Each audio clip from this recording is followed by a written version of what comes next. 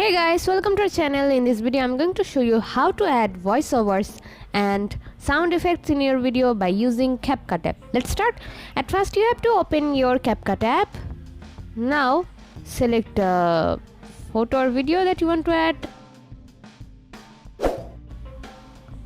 and then tap on audio. Then if you scroll like this, you guys will find out record option.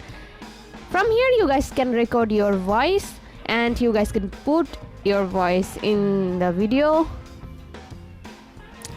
Select the position where you want to add your voice and then tap on record and then record your voice.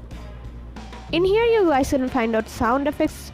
Tap on here, then you guys will find out a lot of sound effects, and in here you guys will also find out transition sound effects.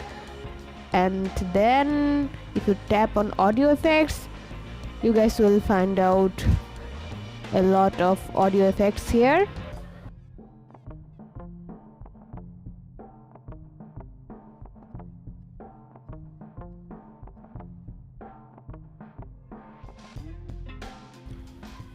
You have to select audio, then tap on here and then select which effect you want to use.